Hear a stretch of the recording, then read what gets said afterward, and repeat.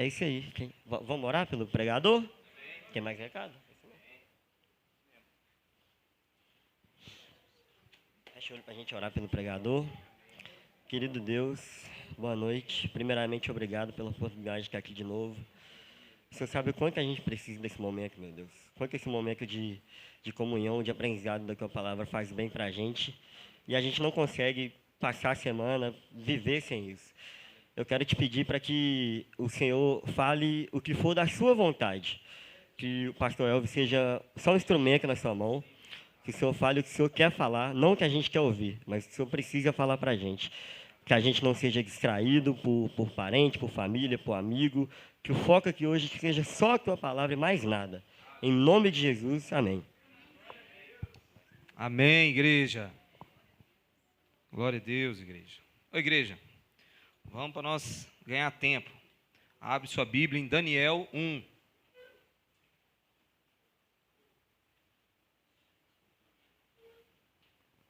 Em Daniel, capítulo 1. Nós vamos ler do versículo 1 ao 8. Tá bom?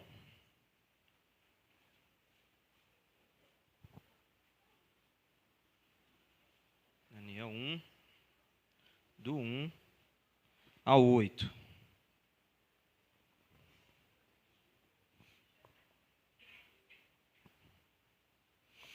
Oh, aleluia. Ventiladorzinho hoje refrescando. Vocês viram aí, né?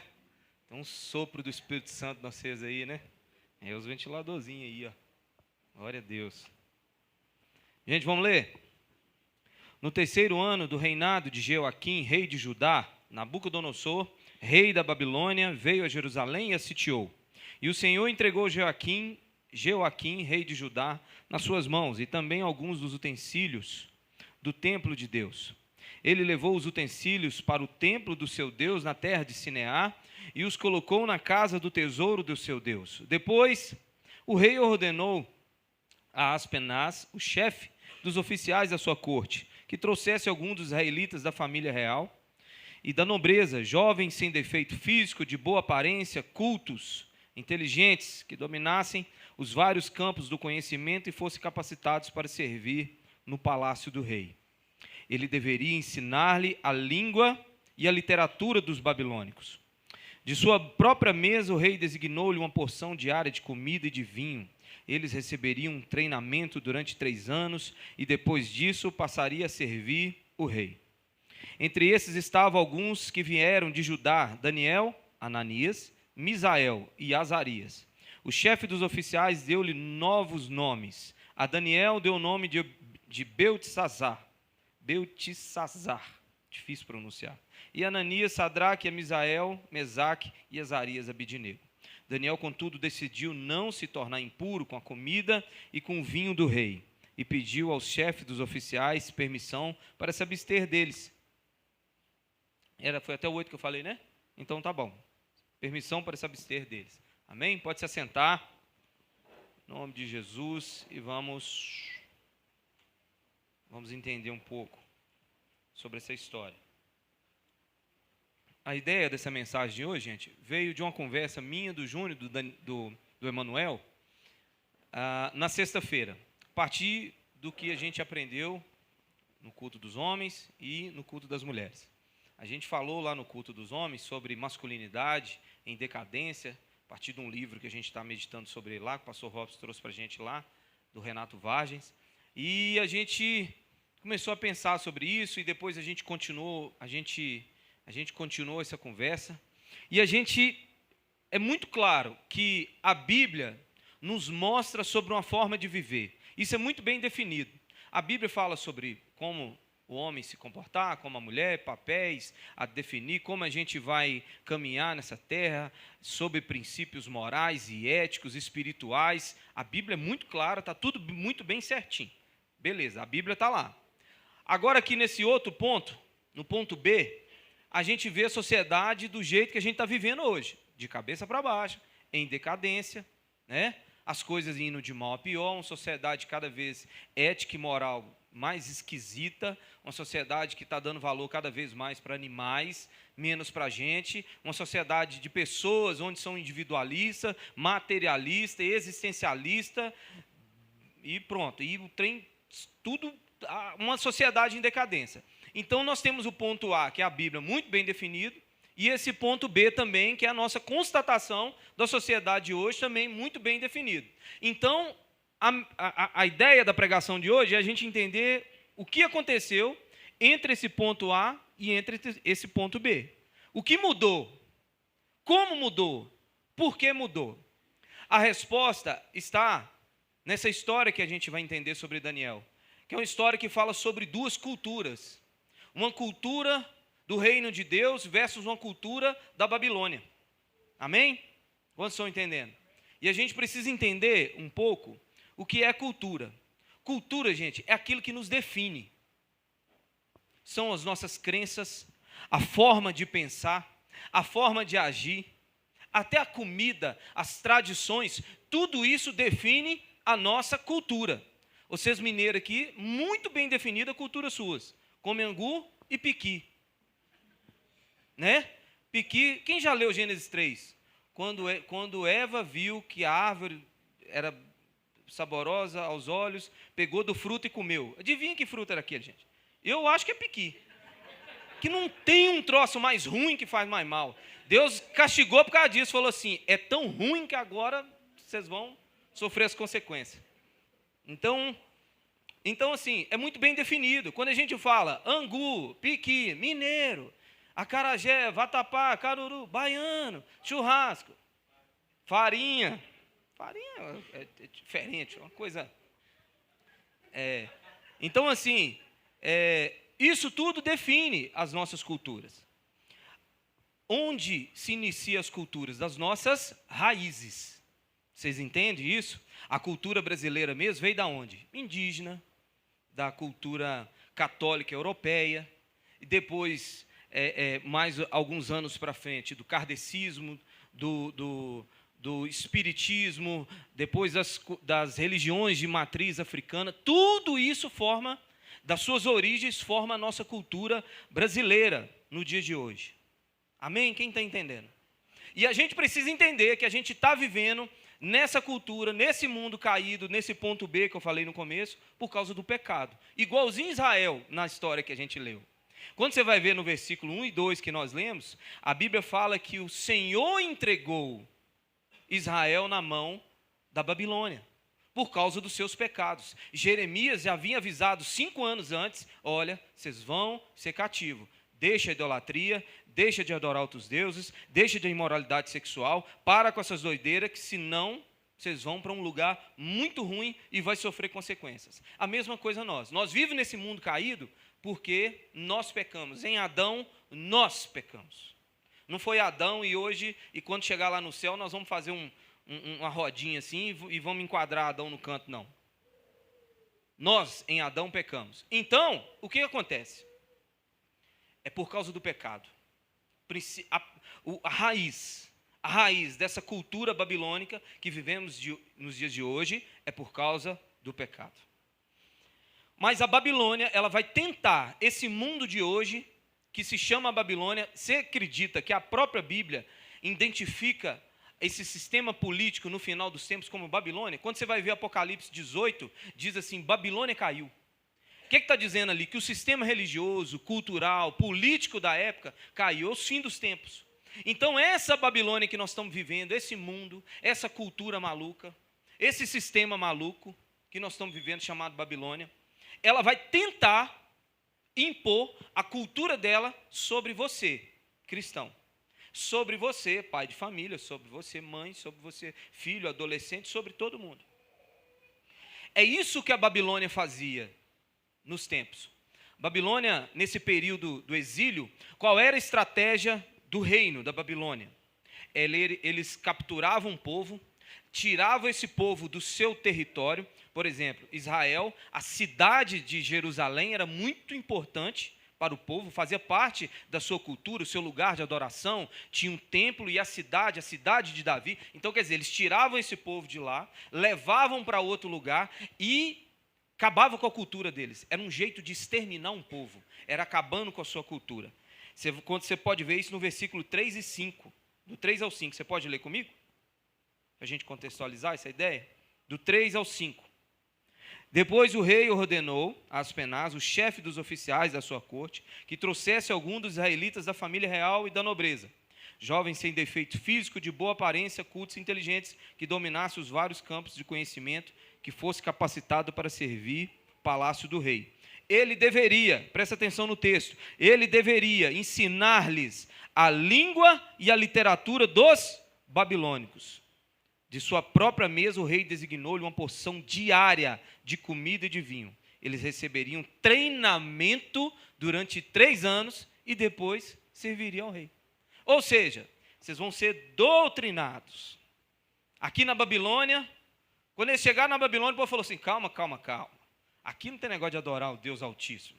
Aqui não tem negócio de adorar o Senhor. Aqui vocês vão ser doutrinados durante 3 anos para depois vocês servir. Vocês vão aprender sobre a literatura babilônica, sobre os deuses babilônicos, sobre as deusas babilônicas, sobre os costumes, comida, o que pode, acabou. Esquece, é um jeito de anular um povo, gente, acabar com a sua cultura. É um jeito de acabar com a sua cultura. Quem já ouviu falar num termo que se chama hegemonia cultural? Hegemonia cultural é um jeito que Antônio Gramsci, um homem que, no século passado, ele através desse termo, um pensador, filósofo, ele falou assim, olha, só tem um jeito de mudar as pessoas. Você não muda as pessoas na força. Você não muda as pessoas com a força física, matando-as, caçando-as, exterminando elas. Você não muda. Que um que sobrar ainda permanece, ele com a mesma ideia, cultura, o mesmo jeito de pensar. Mas você muda as pessoas quando você muda a sua cultura. Wikipédia, o site Wikipédia explica sobre a hegemonia cultural. É um termo, diz assim, olha, hegemonia cultural é a classe de grupo que detém a influência e tem a capacidade de impor as suas ideias e visões de mundo como sendo as mais aceitáveis e normais. Isso pode ocorrer através da disseminação de narrativas históricas, produção cultural, educação, mídias e forma de comunicação. Ou seja, você muda o jeito das pessoas agir, pensar, comer, andar, cortar o cabelo, ouvir música, tudo a partir da cultura. E é isso que a Babilônia entendia. É isso que a Babilônia falou. Nós não mudamos um povo matando eles. Nós mudamos um povo, nós exterminamos um povo a partir... Fala para a galera, quem quiser água. Fala para a galera, ele pediu para avisar quem quiser água para levantar a mão. Falou para vocês. Pega para vocês. Que está cheio. Então, eu achei que era tinha acontecido uma coisa importante. Falei, meu Deus, o que aconteceu? Então a Babilônia sabia disso. Era uma característica da Babilônia. Era isso, era essa. Mudar as pessoas através da sua forma de pensar, através da sua literatura, através dos seus deuses. E é impressionante, gente. É impressionante como as pessoas são inocentes no tocante à cultura. É impressionante como as pessoas acham que elas são assim, ninguém me influencia, eu sou o que sou, não, ninguém faz a minha cabeça. Principalmente se tiver 15 anos, aí que esse discurso é bem forte mesmo. Nada, ninguém faz a minha, nada. É impressionante como é que as pessoas são inocentes. Eu vou falar para vocês 3 exemplos, vocês vão super identificar. A cultura americana, a cultura brasileira e a cultura do feminismo. A cultura americana não precisa falar, né, gente? A nossa América do Sul, principalmente, é toda americanizada. É tudo stop, é drive, é tudo em americano. A gente é church, as igrejas, não é igreja, é church. A gente não fala síndrome de esgotamento, de um cansaço. Tem que falar burnout, para parecer mais técnico. Né? Para parecer que você sabe mais, que você leu, que você fez um congresso sobre psicologia, psiquiatria, aí você fala síndrome de burnout, esgotamento. Você está cansado, você está muito cansado. Então, o rock, a música, a forma de vestir, gente, isso nos anos 80 nas discotecas, no Brasil parecia que estava nos Estados Unidos. É só você jogar aí no YouTube para você ver como era o povo da época. Era a cultura, sabe? Essa cultura Woodstock, essa cultura do rock, droga, sexo. Isso invadiu o mundo inteiro. A cultura americana. A cultura sensual brasileira. Até hoje, tem gente que acha normal, no carnaval, desfile de escola de samba com as mulheres seminuas. Nuas. O pessoal acha que é arte. Aquilo é arte e a nossa cultura brasileira. Gente, nós somos aculturados à sensualidade. Hoje, para se discutir veste nas igrejas, tem que pisar em ovos para falar o que a Bíblia já diz contra a sensualidade. Não é contra a cor, o modelo, é ser sensual. Não é ser saia, ser calça, é sensualidade. Mas isso vem de quê? Da cultura. As mulheres cresceram assim, desde pequenininho. Gente, na minha escola, as meninas dançavam boquinha da garrafa com 10, 11 anos. As meninas da minha sala, na época. El Chan, Mamonas Assassinas. Vocês acham que a perversidade no tocante à sexualidade, essas coisas, começou agora? Para, gente. Nos anos 90 tinha banheiro do Gugu, 2 horas da tarde. Então, assim, é a nossa cultura. É o que faz as pessoas mudarem, é o que faz as pessoas acharem normal. Por que você não se espanta com o banheiro do Gugu, nos anos 90, 2 horas da tarde, com criança assistindo? Porque é cultura. Porque não tem nada a ver. Você foi ensinado assim, você foi doutrinado. Você vê uma mulher passando na rua com um decote, uma roupa curta, é normal, é Brasil. Afinal de contas, é o calor. Faz muito calor aqui no Brasil. E o feminismo tem tomado conta. A cultura feminista, sororidade. Quem já ouviu falar nessa palavra? Sororidade. Sororidade é um termo que vem do feminismo. Surgiu na França, com Simone de Beauvoir. Ela explica o seguinte, que as mulheres precisam se compadecer uma das outras. Ela explica que as mulheres têm que compreender umas às outras. Elas explicam que as mulheres, ainda que elas estejam sofrendo, não tem a possibilidade do sofrimento que a mulher está sentindo agora ser culpa dela mesmo ou de algum fator que a vida é difícil, né, gente?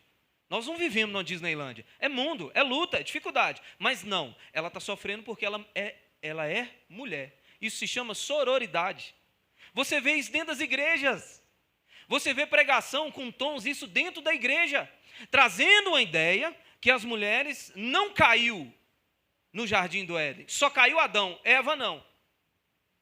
A ideia é que Paulo errou, quando Paulo diz que todos caíram e estão destituídos da glória de Deus. Então, no Éden, então o pecado tanto derrubou o homem como a mulher. Mas o feminismo e a sororidade quer dizer que não. De alguma forma, a mulher, uma caça espiritual um pouco mais elevada, e o que ela está passando agora, não existe a possibilidade. Gente, vamos lá, é lógico que eu não estou anulando a ideia de que às vezes a mulher pode sofrer na mão do homem, opressor, agressor, papapá. Mas a sororidade, a ideia do feminismo, não cogita a possibilidade da culpada ser a mulher. Oi, que loucura é essa? Vocês sabiam, deixa eu falar um dado para você que você não vê na Globo. Você sabia que o maior índice de pedofilia está entre as mulheres? Se você tem um menino bonito, e ele tem 10, 11 anos, cuidado das creches que você coloca seus filhos.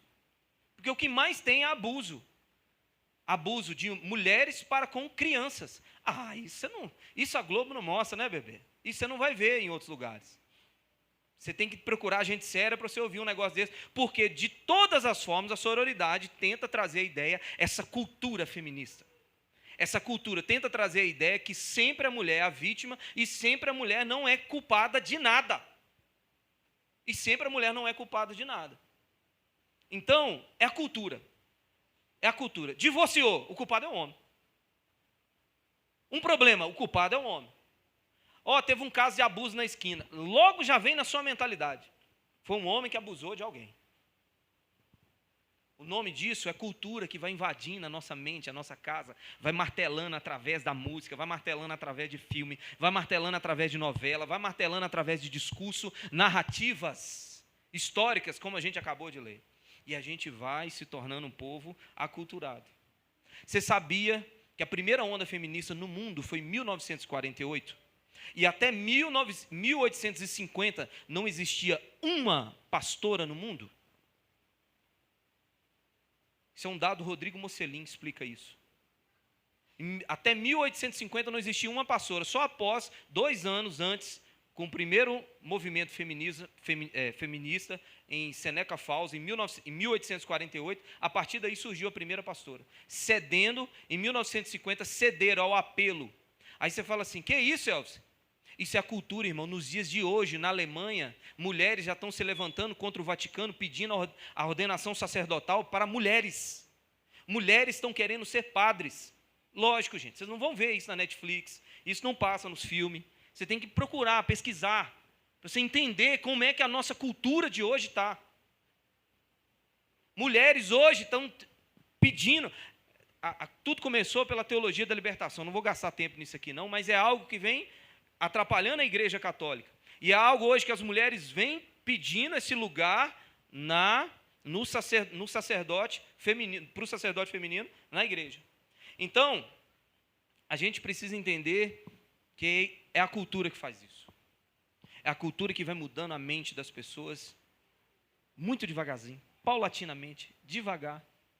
Vai mudando o seu pensamento, vai fazendo você conformar, vai fazendo você aceitar. E o único jeito de corrigir isso, tudo isso é através da palavra de Deus. O único jeito é através da verdade. O único jeito é através da palavra de Deus, da Bíblia, o que a palavra fala, e pronto, acabou. Porque o cristão não pode ser moldado pela cultura da sua época. Ele precisa ser moldado pelos mandamentos do Senhor. Você pode seguir o texto comigo, a partir do versículo 6?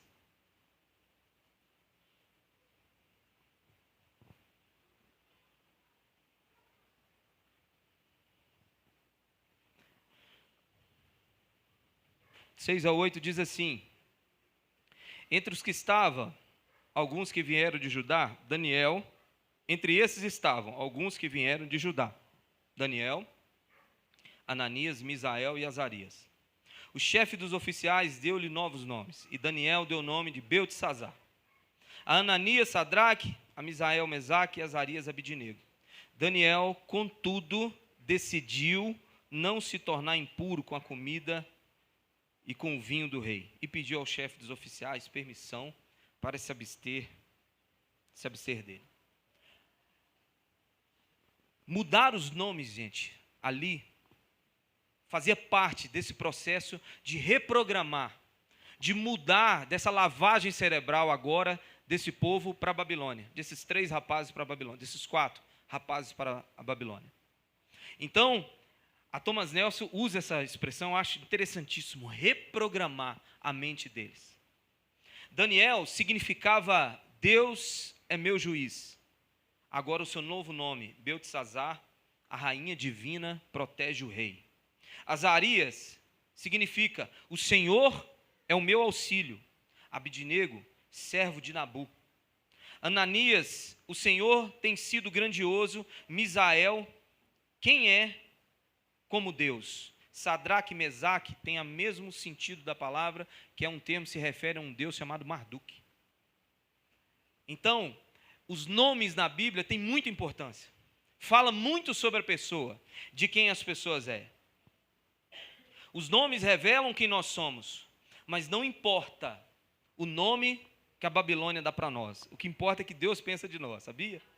Não importa se vão chamar nós de fundamentalista, não importa se vamos chamar nós de radicais, conservadores, idiotas, não importa se vamos chamar nós de ultrapassados, não importa o nome que dá, o importa é que Deus pensa de nós. Que Daniel falou assim, não, pode mudar meu nome, mas o que eu acredito vocês não mudam.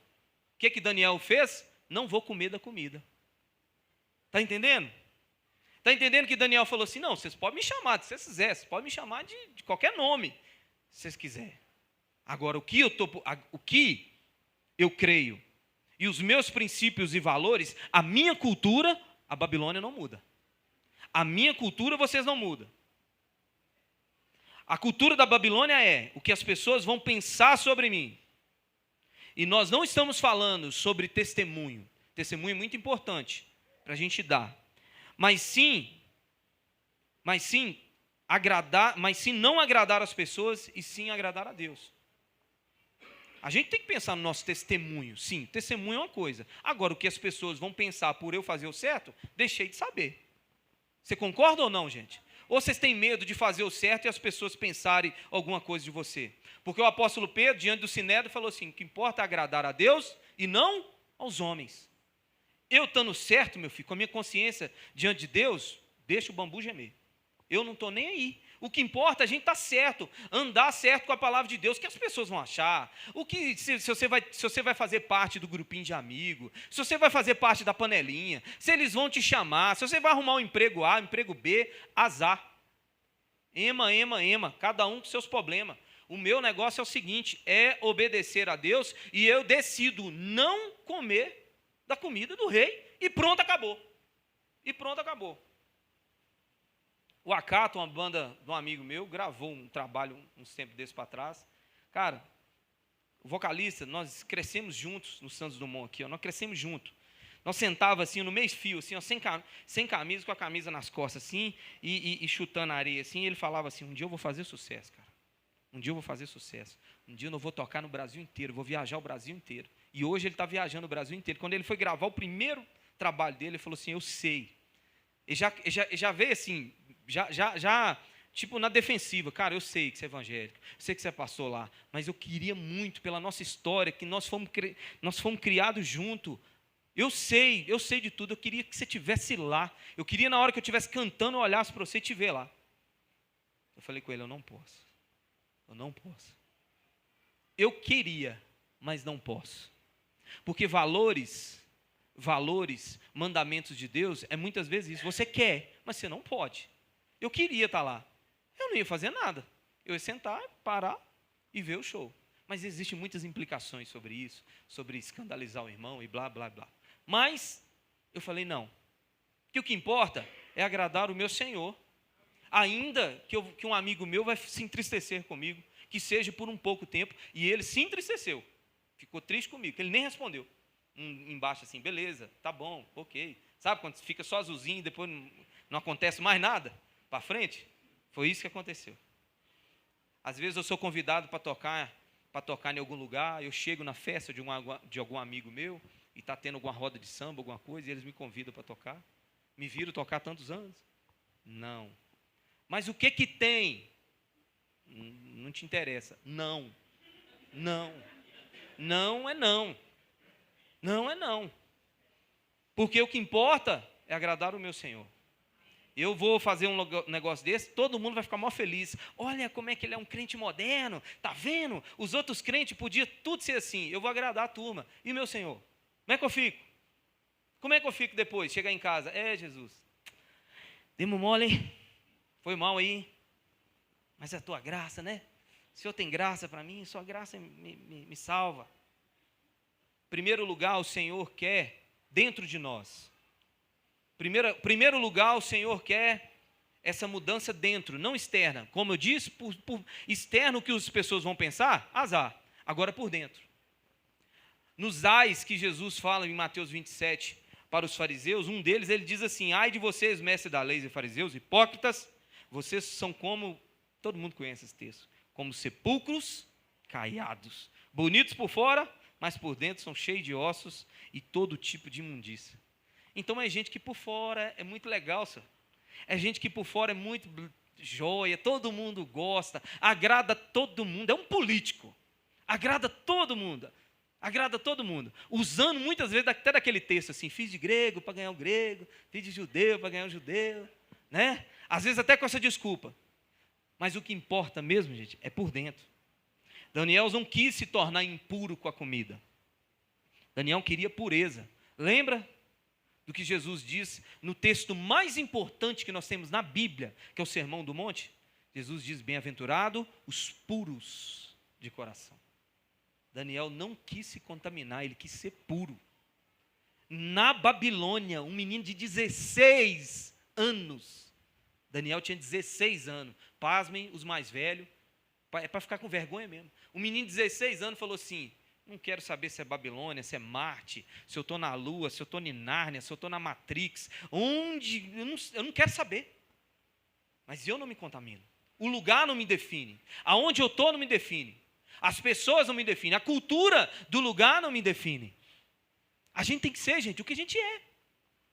Algumas pessoas da igreja aqui já viajou comigo. 800 quilômetros, nós vamos para um lugar, chega lá, ninguém vê nós somos na praia. Todo mundo sabe, eu sou o que eu sou. E pronto, acabou. Eu ando tênis vermelho aqui, eu ando tênis vermelho lá, eu brinco aqui, eu brinco lá, eu brinco com nós, eu brinco sozinho, eu brinco lá em casa com Thaís. E a gente tem que ser o que a gente é, não importa.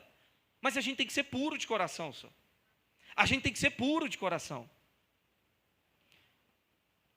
Bem-aventurados puros de coração. E quando Jesus fala de pureza, é exatamente isso, de coração. É algo, Jesus está sinalizando aonde ele quer essa pureza, internamente. Você pode ir no versículo 8, de novo? Nós vamos ler só a parte A. Daniel, contudo, decidiu não se tornar impuro com a comida e o vinho do rei. Eu quero meditar com você nesse comecinho aí. Porque ali fala sobre decisão. Decidir. É um problema que a gente tem hoje, né? É decidir. Tiago, capítulo 1, do 6 ao 8, diz assim: peça-o, porém, com fé, sem duvidar, pois aquele que... Ué?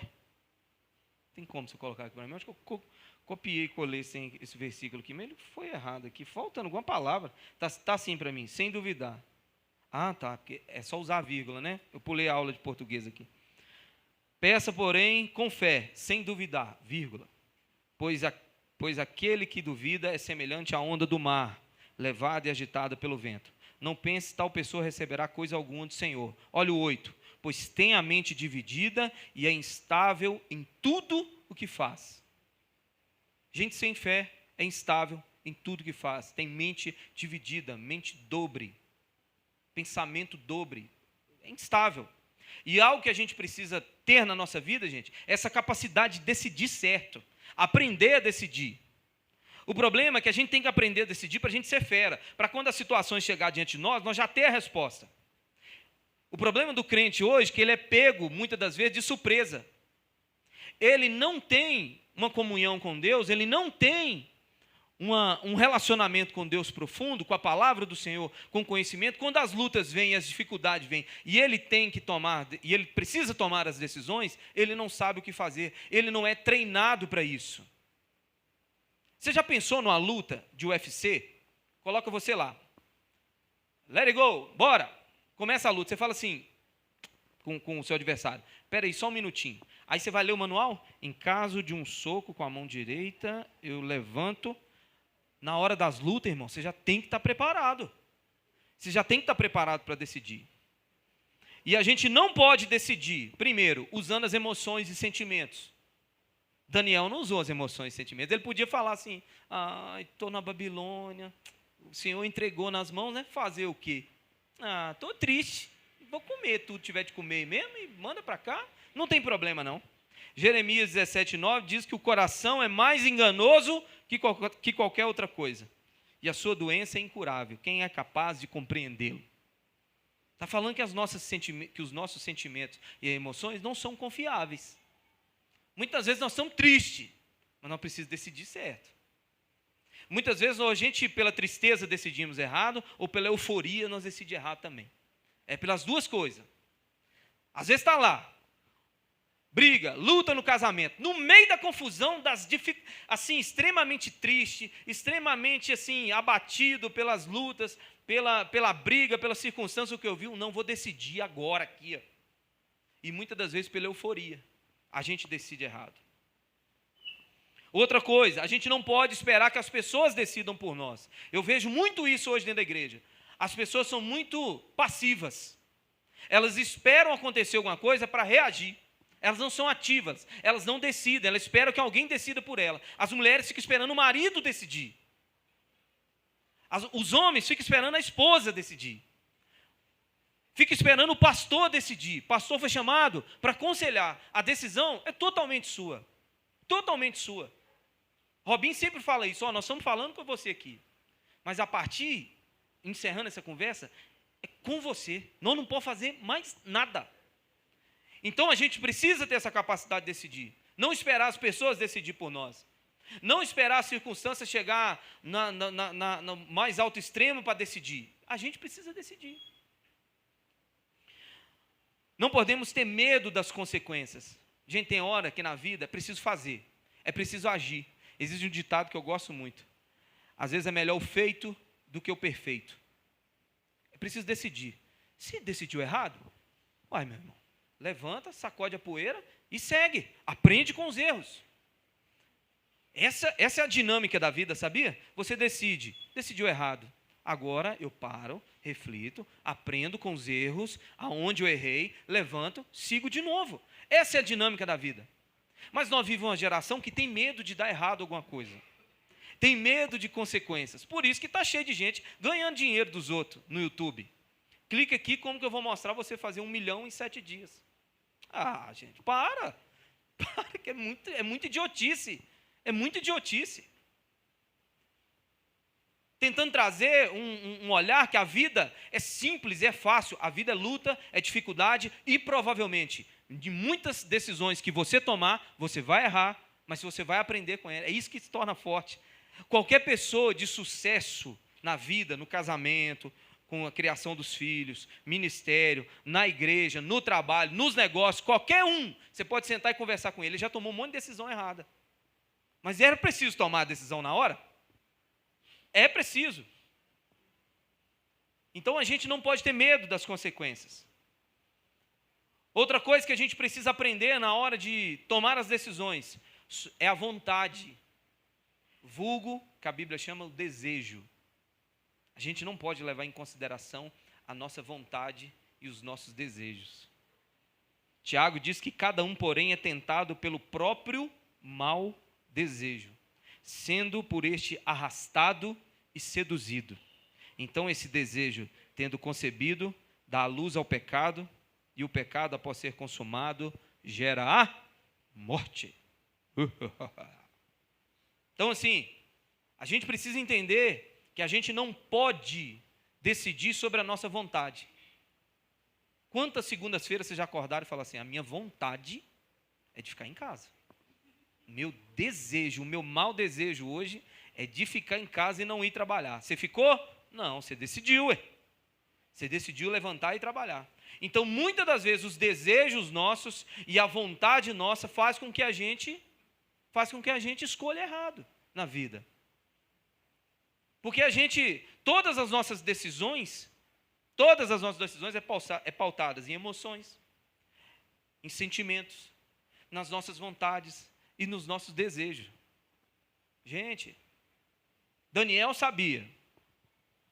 Daniel decidiu a partir de algo que era maior do que ele.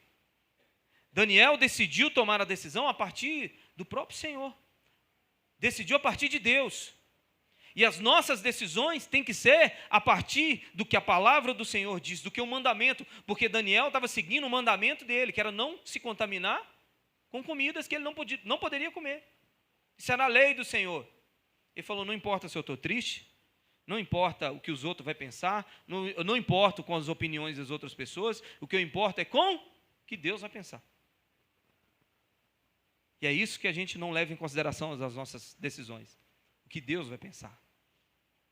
Lembra quando José, a mulher de Potifar, pediu para se deitar com José? José falou assim, eu não faria isso contra Potifar e nem contra o meu Senhor. Está entendendo? O pensamento de José? Ele falou assim, eu sei quando eu estou pecando.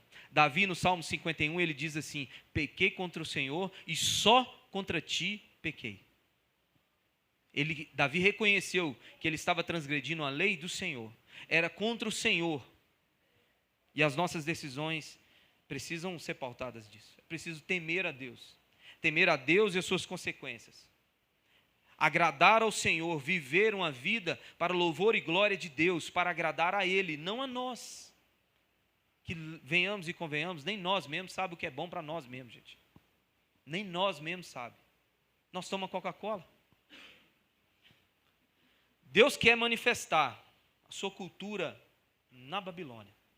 Deus quer que você se manifeste a cultura do reino na Babilônia.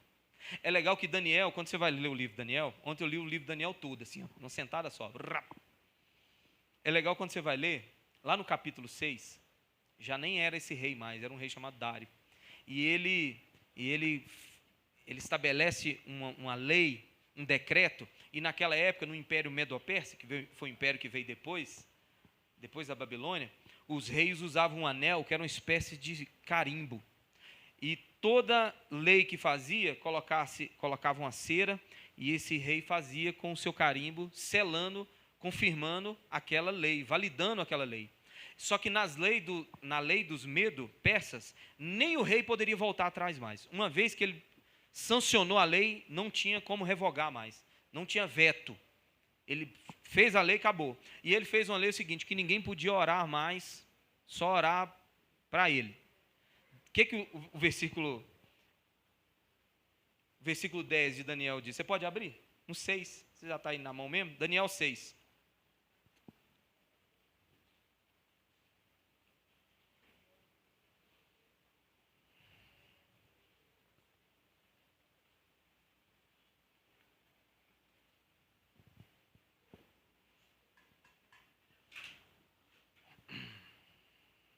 Daniel 6, versículo 10, diz assim: Quando Daniel soube que o decreto tinha sido publicado, foi para casa, para o seu quarto, no andar de cima, cujas janelas davam para Jerusalém. E ali fez o que costumava fazer. 3 vezes por dia, ele se ajoelhava e orava, agradecendo ao seu Deus. Ó Daniel aí de novo. Ó Daniel aí de novo. Ah, tem que comer da comida. Não, vou comer. Ah, não pode orar. Vou orar. Vou orar. Você sabe que Daniel foi jogado na cova dos leões por causa desse evento aqui. Então, Daniel, não pode orar, mas eu vou orar. E o texto falava o que ele costumava fazer. Ele era a cultura dele. O cara foi para a Babilônia, lembrando que isso aqui já está no 3º reinado. Nabucodonosor já tinha virado animal, o bicho, tinha crescido pelo nele. O outro rei, esqueci o nome, já tinha morrido. Ele já estava no 3º rei. E ele ainda se mantinha puro. Ele costumava orar. Então, é a cultura que Deus quer que se manifeste.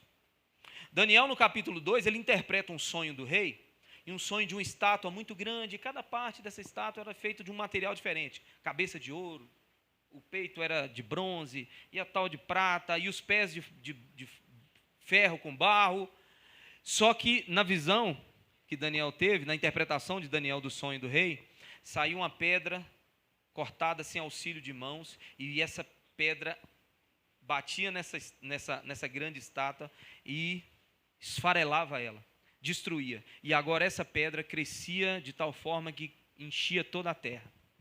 Essa é uma profecia falando do reino de Deus, falando da cultura do reino de Deus se manifestaria ao ponto de ganhar toda a terra. E é isso que o Senhor quer de nós hoje, que a nossa cultura sobressaia sobre todos os reinos. Sobressaiu sobre Roma, sobre o Império Persa, sobre o Greco-Romano, e agora sobre os tempos de hoje que estamos vivendo. Deus quer que a sua cultura se espalhe através do seu povo, em toda a terra. Em toda a terra. O reino de Deus é assim. É um reino de Deus de uma cultura diferente. O mundo só vai entender que nós somos um povo diferente quando nós viermos de uma cultura diferente. Você sabe, gente, que quando você olha como um cara da Bahia, do Nordeste, você o reconhece. Seu sotaque, sua cor de pele, mais queimada pelo sol, a sua alegria, brincadeira, o jeito de falar, você fala, ele é de lá. E assim a gente faz distinção de várias pessoas, de vários grupos étnicos no mundo, pela cultura dele. Agora, o que o mundo está olhando para dentro de nós e vendo? O que o mundo está olhando para nós e está enxergando o quê? De qual cultura? Então, o problema de hoje, que eu vejo um saudosismo às vezes, lembrando do passado, as pessoas falam assim, os tempos de hoje são diferentes. Não são, é porque os crentes ao longo da história, Deus é o mesmo, a sua igreja é o mesmo. Só que o povo, ao longo dos anos, foi aderindo à cultura dessa Babilônia da agora. Por isso que a igreja de hoje, muitas das vezes, você sente com a diferença do passado. Porque o passado não aderia à cultura da época.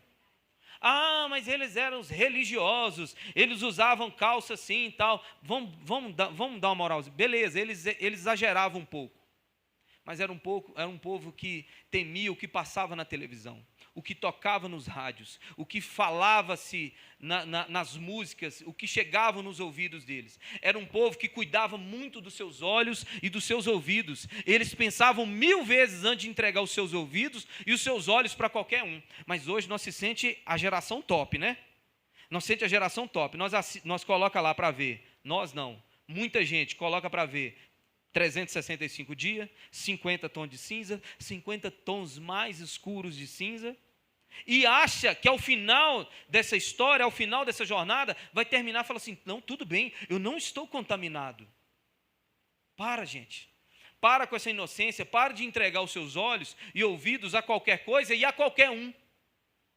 E a qualquer um. A gente é moldado através dessas coisas. E o reino de Deus é outra história. Nossa, os discípulos tinham dificuldade com essa história do reino de Deus. Você pode abrir em Marcos 9, para a gente fazer uma leitura junto?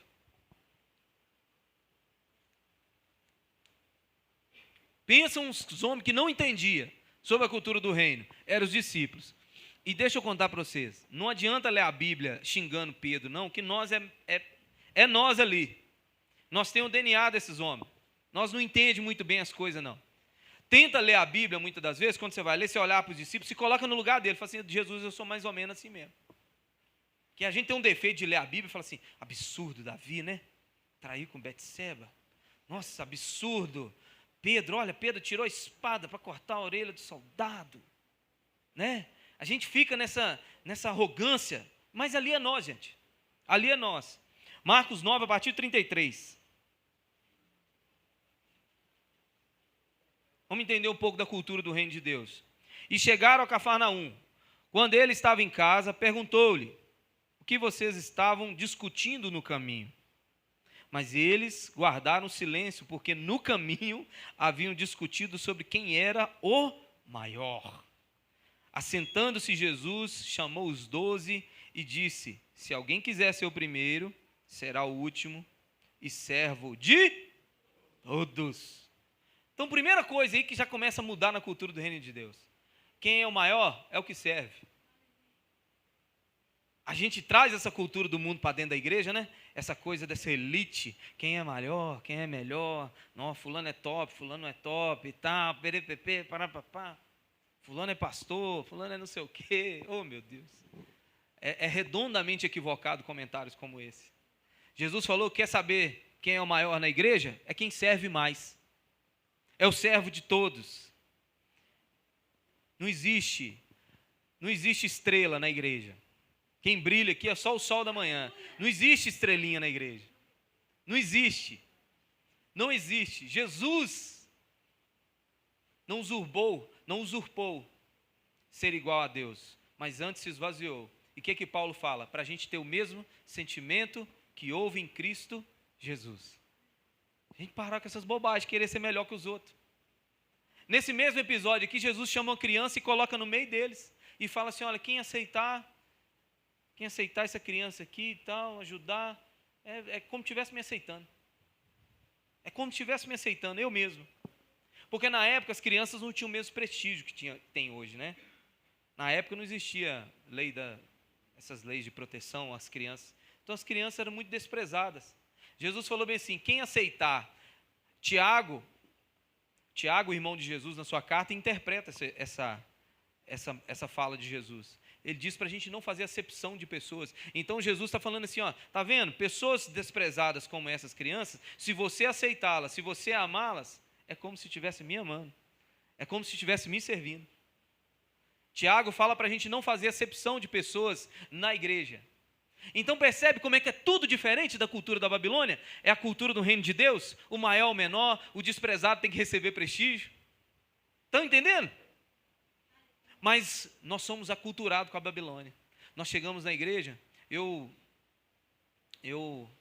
há uns anos atrás, antes da Missão Ágape, tentei ir numa igreja, uma igreja muito grande, frequentei os cultos alguma época e participei de um momento lá que chamava consolidação. Todas as pessoas que estavam novas na igreja e queria congregar na igreja, tinha que fazer esse curso primeiro. É impressionante como é que esse curso não podia ser consolidação chamar, tinha que ser demonstração de dons. Porque assim, o pastor que estava falando, ninguém deixava ele falar. As pessoas ficavam pulando na frente dele assim, porque lá em Jeremias diz isso, porque em Mateus diz isso, porque não sei o que diz isso, e sem ninguém perguntar para as pessoas ficavam falando, não, porque eu canto, porque eu toco, porque eu faço isso, porque eu faço aquilo. Sabe o que estava acontecendo ali? Porque as pessoas tentam trazer a ideia do mundo para dentro da igreja, tentando mostrar seu currículo. Pastor, olha aqui, ó. Agora chegou crente aqui nessa igreja. Toco, canto, faço segunda voz, violão, bateria e baixo. Sacou? Ainda fiz seminário, 3 anos. Né? Então, assim, as pessoas querem dar carteirada só de crente. Gente, isso é coisa da Babilônia. Como o Júnior diz aqui no começo, nós somos irmãos, nós somos um em Cristo Jesus. A igreja serve para manifestar o poder de Deus, o reino de Deus. Nós somos a nação santa de Deus, chamados para anunciar as boas novas de Deus, não para ser um povo de elite, um grupo um povo diferenciado. Isso é a cultura do mundo vindo dentro das igrejas. Por isso que o mundo às vezes olha com desdém para nós hoje. Por isso que muitas das vezes nós não somos resposta para o mundo. Porque quando o cara sai da empresa dele multinacional e ele vai ver como é que o sistema organizacional da igreja que ele quer congregar funciona, ele vai falar assim, caramba, é igual na multinacional que eu trabalhei. Tem currículo, tem hierarquia, tem merecimento, é por mérito. Aqui não, eu vou para lá mesmo, que lá pelo menos eu sou remunerado. Lá pelo menos eu tenho salário. Aleluia. O sermão da montanha é a nossa cultura. Bem-aventurados os pacificadores, bem-aventurados puros, bem-aventurados mansos. Jesus traz uma cultura para nós sobre santidade, submissão, comunhão, obediência, abrir mão. Jesus agora, como esse novo legislador, esse novo Moisés agora do Novo Testamento, Jesus traz essa ideia para nós da sua cultura. Jesus fala assim, ei, visto que foi dito aos antigos, eu porém vos digo. Traz uma nova ideia, amai os vossos inimigos, orai pelos vossos inimigos, andai mais 1 milha, se alguém pedir para andar 1 milha, ande 2. A gente precisa, irmãos, ser resistente, como Daniel foi. A gente precisa resistir. A gente precisa ter força para resistir, coragem como Daniel teve, para falar não aos manjares da Babilônia, à cultura da Babilônia. A gente não pode ceder, a gente precisa ser vigilante. A gente precisa ser vigilante. Deus não mudou, a igreja não mudou, a igreja dos anos 90, 80 não era melhor nem pior, a igreja está do mesmo jeito. Fomos nós que ao longo do tempo fomos deixando de ser crentes e cada vez mais babilônicos. Mas é hora de restaurar, o Senhor quer restaurar essa ideia de nós sermos crente, o nosso jeito de falar, o nosso jeito de andar, o nosso jeito de pensar, o nosso jeito de se vestir. Tudo na nossa vida tem que apontar para Jerusalém, tem que apontar para o céu. Tudo. A Babilônia só traz tristeza. Esse mundo, essa cultura só traz tristeza. Quando você vai ler Salmo 137, você vai ver a tristeza do povo chorando à beira do rio, lembrando de Sião. Os captores, os homens que captaram eles, levaram para aqueles lugares, pediam, cante para nós uma canção de Sião. E eles falavam assim, que minha mão dê fim, que minha língua grude ao céu da boca, se eu cantar uma música de Sião. A tristeza de alma dentro do coração deles, por ter perdido tudo, perdido a presença do Senhor, perdido o templo, perdido o sacrifício, perdido tudo, por uma desobediência, pela cultura babilônica. E nós ainda insiste, nós sai pelos portões e ainda insiste em viver uma vida na Babilônia. Uma vida que só traz tristeza, só traz dor, só traz angústia. Só traz angústia. Essa é a resposta que está entre o ponto A, que é a Bíblia, muito bem definida, para essa sociedade caída nos dias de hoje. É a cultura, a gente foi aderindo. Realmente, até que essas músicas não tem nada a ver não, né? O pastor pregando prosperidade, mas o que importa é que a igreja está cheia. Júnior sempre fala sobre isso. O que importa é que a igreja está cheia, as pessoas estão sendo salvas. A gente sempre vai arrumando desculpinha, desculpinha. Quando assusta, a gente já caiu na armadilha de Satanás. Satanás é estrategista, investe a longo prazo, usa de ferramenta como todas essas doutrinas no mundo. Marxismo, feminismo, lutas de classe, tudo para ganhar os cristãos. E nós cada dia mais inocentes, como assim, sabe, como uma presa fácil na mão de Satanás, estamos caindo na armadilha de Satanás, dia após dia, aderindo à sua cultura. Seja um crente quadrado. Na moral, seja um crente quadrado. Volte aos moldes antigos. Preste atenção, se você não pode escutar uma música de um certo determinado estilo musical, vamos lá, rock. Você não pode escutar um rock pesado, que você vai lembrar da época que você saía de roupa preta, all-star, preto na canela e saía e tal. Não escuta então. Se você não pode ver um filmezinho que você já empolga, que tem uma cenazinha, você já empolga e pula para a pornografia, não assiste. Se você não pode ir num lugar onde tem uma cervejinha e tal, que daqui a pouco você já dá aquela brasileirada, solão, uma cervejinha, o que tem? Não vai. Seja um crente quadrado, não adere à cultura. O dia que você estiver preparado, você entra nesses lugares e você impõe a sua cultura lá. Mas até lá, irmão, foge.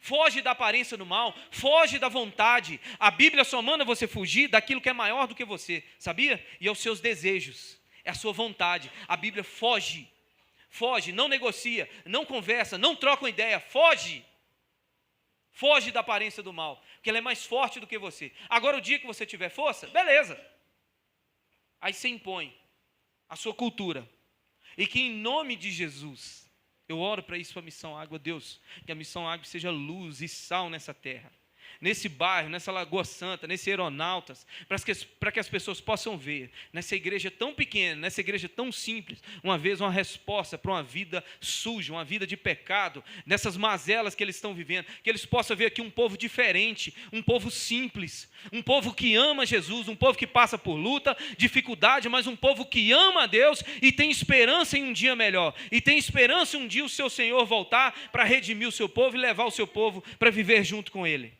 Agora, não um povo melhor do que ninguém. Nós não queremos carros bonitos nessas ruas, gente assim, cheia de coisa. Nós queremos um povo que ama a Deus, diferente. O cara bateu o olho de nós de longe assim, e falar só pelo jeito dele falar, eu sei que ele é um crente. Como o Salmo 40 diz, eu colocarei um novo cântico em sua boca. O jeito da gente falar, vai sair vida da nossa boca. As pessoas vão olhar para nós assim e falar assim, cara, que diferente você é. Por quê? Você falou sobre bolsa de valores, sobre psicologia profunda, sobre alguma coisa sofisticada, técnica? Não! É porque tem tanta autoridade dentro de você, você é tão cheio do Espírito Santo de Deus, que o mínimo que você fala impacta o coração das pessoas. Aleluia, gente. Vamos viver isso. Essa pedra está crescendo. Jesus falou assim, o reino de Deus não está ali e nem aqui, mas está dentro de vós. Deixa esse reino que está dentro de você se manifestar, que você comece a transbordar dessa cultura do reino. Aleluia. E a gente para de viver, gente, com essa casca por fora. Parece, mas não é. Uma mensagem que eu já trouxe 2 vezes aqui na igreja, sobre a figueira. Parece que tem fruto, mas não tem fruto. A gente tem que dar fruto para Jesus, só. Dar fruto para Jesus, vencer, estabelecer uma cultura nova dentro da nossa casa. Chegar naquele botãozinho power que está na televisão e falar assim, desligou. Que isso, que coisa. Ninguém vai sentir isso mais aqui em casa. Pronto, acabou. E é assim, e bate o pé, e depois chama o pastor que nós vamos lá e ajuda lá. Mas comece a impor as coisas. Esteja corajoso. Tem hora na vida, gente, que precisa ter coragem para as coisas. A gente tem que parar de ser covarde para as coisas. É enfrentar as lutas da vida. Enfrentar as lutas da vida. E muitas vezes para isso a gente vai ter que impor a nossa cultura diante da família. Que a gente é muito genérico, né? Diante da sociedade. Mas que sociedade é essa? Começa pela família. Na nossa casa, no nosso lar. Se você mora com mais gente, não sei qual é a situação da sua família. Mas impor, falar assim, olha, aqui em casa, a partir de hoje, não quero essas coisas, hein? Quero palavrão, não quero isso aqui, não quero isso aqui, não quero isso, e nós vamos começar a mudar. E a partir de hoje, todo dia, nós vamos ler a Bíblia agora. Meus meninos começaram a ler, eu falei, olha, vocês aprenderam a ler, que legal. Vamos ler versículo todo dia.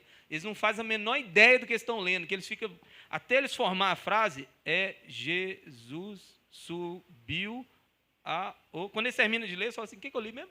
Mas nós põe eles para ler, para que quando esses meninos crescerem, eles aprendam essa ideia de leitura, porque eu com 38 anos, até hoje, eu tenho essa resistência, ai meu Deus, tem que ler, ai meu Deus, tem que ler. Ontem eu li o livro de Daniel, estava me achando assim, sabe, o apóstolo, porque é a dificuldade que a gente tem para ler por causa da minha cultura, minha família não me ensinou, o povo lá de casa não me ensinou, o brasileiro é assim. Então começa a mudar isso dentro da sua casa. Fala, gente, a partir de hoje nós vamos ler, tá? Clube do Livro. A igreja sua incentiva, você que finge de doido. A igreja sua incentiva. Toda quinta-feira, Clube do Livro. Cartas do diabo ao seu aprendiz. Não tem jovem não, né? Eu cismei que é o seu jovem aprendiz. Cartas do diabo ao seu aprendiz. Compra o livro. Compra o livro. O valor do livro na Amazon é o preço do açaí, gente. Fica sem tomar açaí um dia, você emagrece e ainda ganha um livro ainda. Olha que top. Você pode ficar de pé, querido? Em nome de Jesus.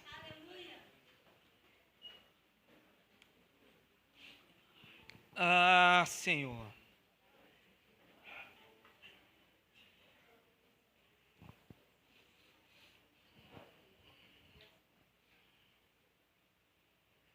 Aleluia. E eu queria ler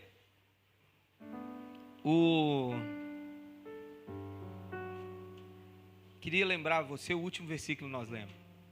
O último versículo dessa leitura diz assim: e Deus fez, presta atenção, e Deus, se Deus tinha mandado o povo para a Babilônia, se Deus tinha colocado Daniel naquela situação, agora Deus estava intervindo em meio às lutas, em meio ao deserto, em meio à fornalha, na cova dos leões.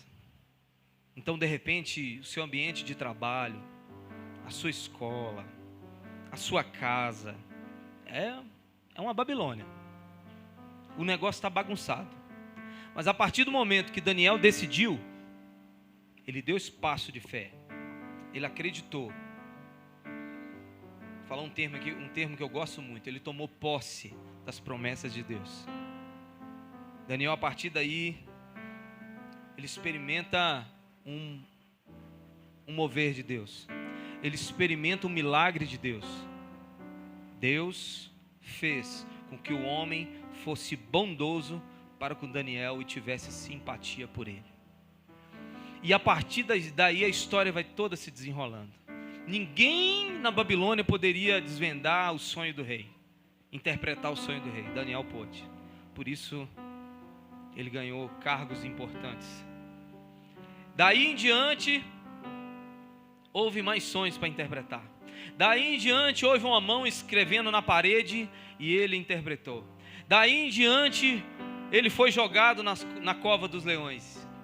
E assim ele passou a noite tranquilo, respondendo ao rei na manhã seguinte: meu Deus me livrou dos leões. Então o Senhor está contigo nessa batalha. É isso que você precisa entender. Se há uma batalha cultural para a gente vencer, você precisa entender que Deus está contigo. Rapaz, lembra da promessa de Jesus? Jesus falou assim: não vos deixarei sós, estarei com vocês até a consumação dos séculos. Quem falou isso foi Jesus, não é eu que estou dizendo não. Então Ele está com você. Ele está com você para te ajudar nas decisões. Ele está com você para mover o sobrenatural naquilo que você não pode fazer. Você vai decidir, isso é com você. Agora daí em diante é com Ele. Aí é com Ele. Aí Jesus cita aquele provérbios para você: você come ameixa? Agora você deixa. Aí Jesus agora, ele fala assim: comigo, toca para Jesus que é gol. Toca para Ele só. Sabe? Está aquele jogo conturbado, você está perdendo. Você está perdendo, está todo mundo marcado assim. Você fala assim, para quem que eu vou cruzar? Cruza. Aponta para ele assim, fala assim, Jesus, eu não sei fazer mais, mas toma aqui, ó, toca para ele que é gol, Senhor. E deixa ele trabalhar na sua vida. E Deus fez. Qual era a possibilidade do chefe lá da parada, lá do rei, lá, olhar para Daniel e falar assim, você é um cara simpático, Daniel. O texto está falando isso. E bondoso para com Daniel e tivesse simpatia por ele. Imagina, as penas chegando de manhã lá para o Daniel. Bom dia, Daniel, como vai? Que saudade de você. Parece que a gente se conhece há tanto tempo. Cara, você é muito legal. Abrindo portas. Daniel olhando e falou assim, nem conheço o cara, velho. O cara está sorrindo para mim. É o sobrenatural de Deus, senhor. Sobrenatural de Deus. Você vai querer mudar a sua família? Você acha que você vai enfrentar no peito, na raça? Você vai querer trazer uma nova cultura para a sua vida, para a sua casa, para o seu trabalho? Você acha que Deus vai deixar você lá sozinho? Nada! Deus está contigo nessa nova empreita, querido. Eu queria orar com você. Feche seus olhos. Pai, em nome de Jesus. Está aqui, Deus, um povo disposto a uma mudança, a uma nova vida. Está aqui, Senhor, um povo que muitas das vezes caiu nas redes, nas armadilhas do inimigo, pela falta de orientação, Senhor, muitas das vezes pela falta de coragem, pela incapacidade de decidir, mas que o Teu Espírito Santo hoje, Deus, possa manifestar com mãos poderosas, possa tocar o coração de cada um aqui essa noite, levando para esse lugar, Senhor, de santidade, ó Pai. Levando para esse lugar, Deus, de uma nova vida em Ti, Senhor. Experimentar uma nova vida de um Deus que faz nova todas as coisas, de um Deus que renova, de um Deus de recomeços, de um Deus que nos molda segundo a Tua vontade. Oh, Senhor, vem sobre essa igreja, sobre os seus filhos, sobre os homens, sobre as mulheres. Você que quer viver esse novo do Senhor, comece a orar no seu lugar essa noite. Peça para Ele, peça para o Espírito Santo te dar uma nova direção, te dar um novo comando. Você está na Babilônia, mas você não faz parte deste lugar. Você é do reino de Deus. Você faz parte de Cristo Jesus. Você é um com Ele. Ele te comprou com sangue derramado naquela cruz. Oh, aleluia. Louvado seja o Senhor, Pai. Louvado seja o Senhor que livrou Daniel da cova dos leões. Louvado seja o Senhor, Pai, que nos está livrando, Senhor, nos está colocando uma nova direção em nossa vida, Pai. Que essa palavra possa penetrar o mais profundo no coração de cada um aqui essa noite. E que vidas sejam transformadas, restauradas, em nome de Jesus. Se você crê, diga amém e aplaude a Jesus aí, meu querido. Glória a Deus.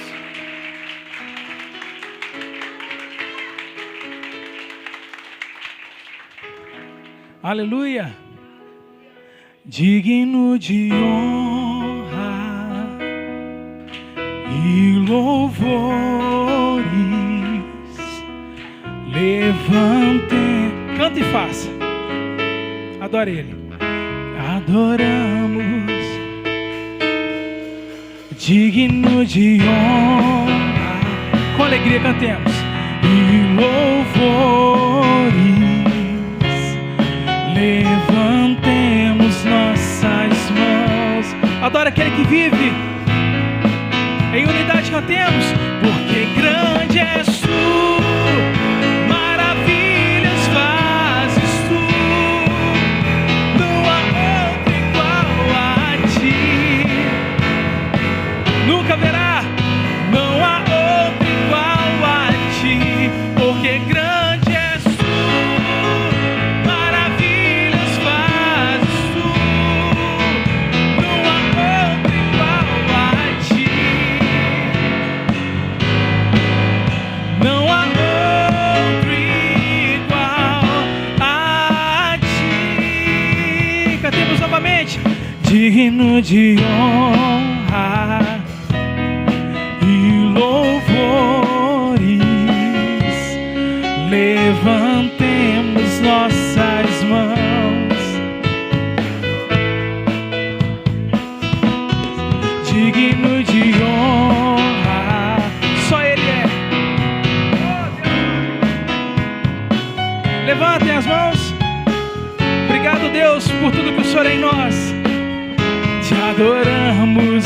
Jesus, porque grande és tu, maravilhas fazes tu, não há outro igual a ti, não há outro. Só as vozes, porque grande és tu.